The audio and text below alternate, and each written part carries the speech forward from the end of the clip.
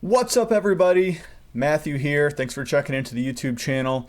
Today we're going to talk about the Greek Septuagint. That's right. That's the Greek translation of the Hebrew Old Testament.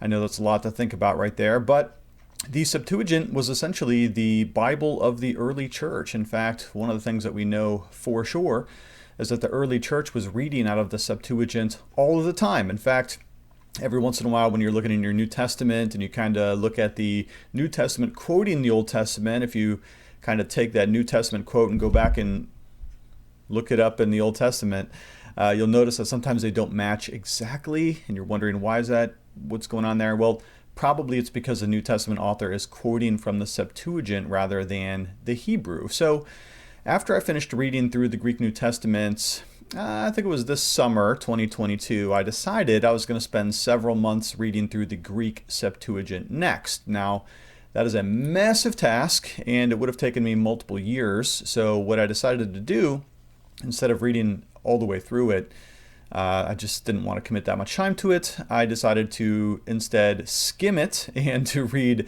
many of the important passages of the Septuagint. Again, the Greek translation of the Hebrew Old Testament.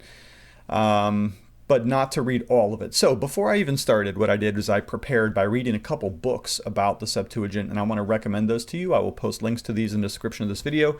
First one I read was called When God Spoke Greek, right here, the Septuagint and the Making of the Christian Bible by Timothy Michael Law. Very interesting book here. This had a lot of very cool anecdotes and stories. There's a really cool section in here about Jerome versus Augustine, which was memorable to me. But this gave me a lot of background about the Septuagint and history of its composition and things like that. And then there's another one right here too, which I would also recommend, which is called The Septuagint, What It Is and Why It Matters by Greg Lanier and William Ross. Now, this should be a companion volume to the actual Septuagint version that I used for my readings this past 5 months. And that would be this 2-volume set right here, the Septuagint, a reader's edition. This is volume 1, done by Hendrickson. Love Hendrickson. My buddies over there. This is an excellent, now this is a reader's edition of the Septuagint, which basically means that it has the Greek Septuagint on top. It is not an interlinear, so if you have no experience in Greek, this is not the version for you, okay? This assumes that you have quite a bit of knowledge of Greek, but then it does have a ton of helps at the bottom for words that are used less often. So there will be a footnote cue for a word that's sort of rare, and then it brings you down to the footnotes at the bottom and explains the word and its basic principal parts and things like this. So what did I read? Well, I didn't read the entire thing. So what I decided to do instead was just to kind of look for some of my favorite passages. Why not, right? Just read your favorite stuff. So out of the Septuagint, the Pentateuch, which is the first 5 books of the Old Testament, Genesis, Exodus, Leviticus, Numbers, and Deuteronomy, I read 28 entire chapters and 19 partial chapters, and of course I kept track diligently in the front of my my hardback Septuagint Reader's Edition volumes. Out of the history sections of the Old Testament, I read 14 entire chapters and 1 partial chapter. Out of the Psalms, I read 15 Psalms and 2 partials, and out of the Prophets, I only really did 3 partials. So just kind of looking at that data, what that means is I spent most of my time in the Pentateuch and particularly in the book of Genesis. So the question for me that I kind of wanted to wrestle with in doing this is, how much is this going to help me reading the Greek New Testament? Because that's where I'm going to go next. I came from the New Testament and I'm going to go back to the New Testament. In fact, I've already kind of started, even though it's still a little late 2022, but 2023 I'm going back to reading through the New Testament again. My first question was, how much is this going to help me in terms of my vocabulary for studying the New Testament? I was pretty delighted, as a matter of fact, with what I was able to comprehend in the Septuagint. Now, one thing you have to know is that the total number of words in the Septuagint is obviously much, much larger. The Old Testament is a much bigger book than the New Testament, right? What that also means is that the vocabulary is going to be much, much bigger.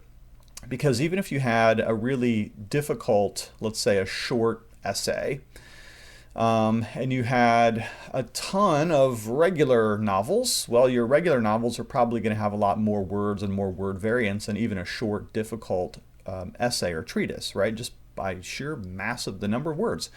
And that was certainly true for the Septuagint in comparison with the New Testament, because although the New Testament has some very difficult and technical terminology, and especially in Paul's letters in Hebrews, because the Old Testament has so many more words, the vocabulary is going to be much, much broader. And that's why I think a reader's edition of the Septuagint is probably going to be not just desirable, but necessary for a lot of Greek readers. So even if you're pretty good at New Testament Greek, let's say you could read through John or Revelation without much problems, you're still going to need to have some helps in the Septuagint just because the vocabulary is so much more. Now, one of the things that was fairly obvious to me right away is that the narrative sections were quite easy to translate, and poetry was quite hard. So I was kind of struck by that. So in the narrative sections of Genesis, for instance, I found it to be very easy. In fact, often I just used my ESV, my English ESV right next to me, and just kind of worked through it because I knew what was coming and I knew it was there. And so I found that the Septuagint very much corresponded to what I have in my English translation, which is based on the Hebrew.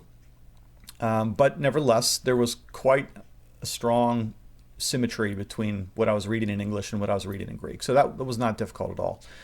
Of course, there were a lot of words that I had to look up in the reader's edition at the bottom. And my question here is, though, how is expanding my vocabulary with the Septuagint going to help me when I come back to reading the Greek New Testament? And I can already say this. I've started Matthew again, and I just finished chapters 1, 2, and 3 in the book of Matthew, and I found it to be much, much easier than the first time I read it through. But again, that was like the beginning of, 2021. So the fact that I've been doing Greek every single morning, almost without fail, even on the Lord's Day, is obviously going to sharpen my skills no matter what I'm reading. But the hope is that that kind of bigger vocabulary, that more robust volume of words from the Septuagint is ultimately going to help me as I'm working through the Greek New Testament. Okay, so I was delighted at how readable the history sections were, the narrative sections were, especially, for instance, in the book of Genesis. One thing that threw me off a little bit, though, is that the Septuagint will often contain extra sentences that you don't have in your Hebrew Bible translated into your English translation, like your ESV or your New King James or whatever, because the Septuagint just has some weird stuff. Every once in a while, there's a paragraph there that's just not in your regular Bible. And more often than not, what's going to happen, I think, is that a paragraph that you're expecting to be there just isn't. And so sometimes the chapters are different in lengths and sizes. Now, I didn't read much in the book of Jeremiah, but what I gained from this book and this book is that Jeremiah is one of those places where the Greek Septuagint and the Hebrew Old Testament are quite different. So I didn't really experience that myself. One place I was quite surprised, though, was the story of David and Goliath. Okay, so this is a key text. Everybody knows this text. It's the flannel graph section that you learned from the time you were in VBS as a kid. But as I was translating David and Goliath, I realized, my goodness, there are significant chunks that are just not present here in the Greek Septuagint. And moreover, when I was in the book of Judges, there's actually two entirely different streams of text in the Septuagint for the book of Judges. So one thing that's kind of cool about this particular volume, and there's two volumes, this is a big chunk of chocolate right here, is that in the book of Judges, they actually give you a choice. You can either read from the Septuagint according to Alexandrinus or the Septuagint according to Vaticanus, because both of those great uncial texts contain the Septuagint as well. All right, so you had a choice there. So I just chose Alexandrinus, but I checked my readings by going back to Vaticanus. So that was kind of a neat little twist there in the book of Judges. They're very similar, but definitely different texts. Okay, parallel, but different enough. Probably the thing that frustrated me the most was poetry sections, and here's the reason why poetry was much harder. For one, there's all kinds of literary devices, there's metaphors and similes, and there's that Hebrew parallelism, which is kind of the hallmark of Hebrew poetry. But very often it was the use of synonyms that really dragged me down. So synonyms, of course, are words that mean the same thing. So you have like fortress or defense or shield or stronghold, right? So when you're reading the Psalms in English, you notice a massive amount of synonyms.